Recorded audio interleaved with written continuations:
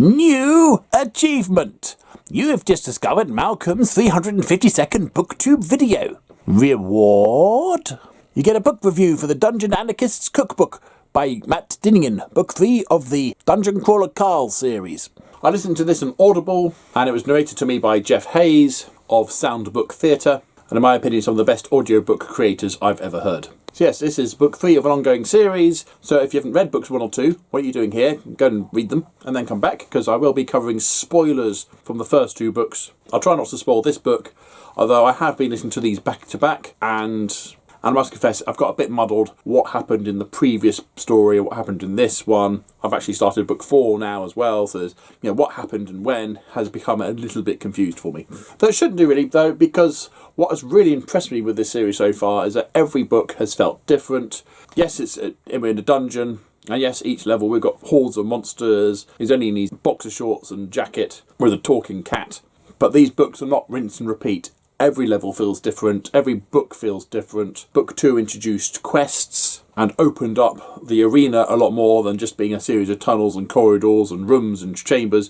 It actually felt like a landscape dotted with large-scale towns with routes in between them, and you actually spend a lot of time in the towns. This one I can tell you takes place in what's called the Tangle, which is a seemingly crazed, intertwining, looping tunnels that are actual train lines. And one of the main complaints I've heard about this book is that the train lines do get very confusing.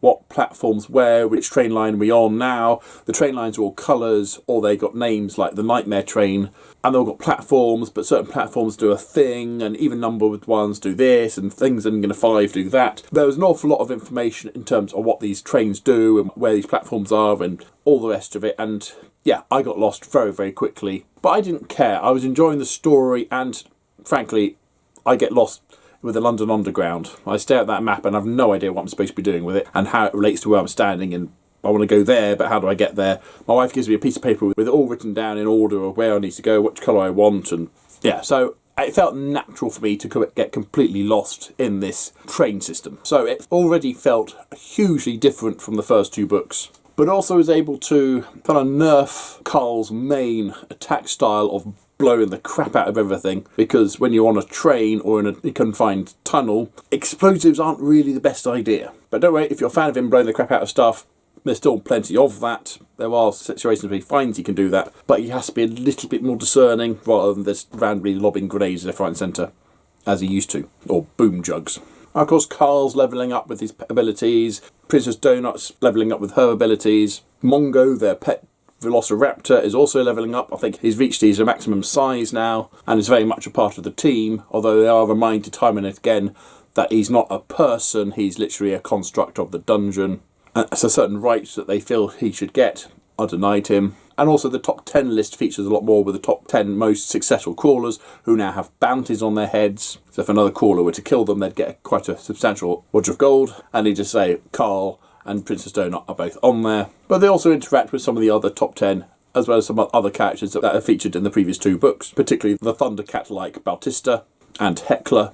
And there's a huge subplot featuring Heckler and one of her team members called Cartier, who is rather low-levelled compared to the rest of that group, and is put on loan to Carl and Donut's team with a view to level her up a bit more. And of course now we have an extra dynamic to the team. Can we trust her? What's her end objective? We already know that Heckler is kind of wanting to steal Donut away from Carl anyway. So there's an extra level of intrigue going on while they're jumping on trains and beating stuff up. And another big twist that features in this book is that their go-to guide, Mordecai, is not as available as he should be, meaning that for much of this adventure they are on their own. So that really does an interesting spin on it. They are on their own, which means they have to reach out to the other dungeon crawlers. Carl's chat list gets a lot bigger, so he's talking to more people, but he's doing it all without the guidance of Mordecai. And as has been sort of suggested in the first 2 books, there is some behind-the-scenes politicking going on between the various factions of the alien civilization that's taken over, which may actually impact them in some way as well, and it's due to things completely out of their control. So that adds another interesting element of intrigue to the goings-on. Like I said, I've been really impressed that this isn't just a rinse and repeat. There's no new big bad they've got to defeat. There's no new puzzle they got to solve. I mean, there are puzzles, there are big bads, but it's not like going through the motions again and again each time with slightly different iterations. No, each book feels so different to the last one. It doesn't even feel like the first book where there's lots of tunnels, but this time with trains, because those two first floors, there was a logic to them. The maps that they were able to create were easy to follow and easy to work out what was going on. There were patterns to them, whereas in this one, the Tangle, it's seemingly random and nonsensical. There is an explanation towards the end, but it's one that they would never have got. And that I thought was really interesting as well. Yeah, I think the social commentary in this one is a little less subtle. I found myself not chuckling as much with this one. I mean, there were plenty of laugh out loud moments, don't get me wrong, but this was a much darker book. There were some pretty grim moments. I mean, there's a pretty grim moment in the second book, but there's quite a lot of really grim moments in this one. Quite a lot of gross, literally body parts flying left, right and centre. In one scene, it was pretty revolting, but in the other scene with the blood, that was actually hilarious.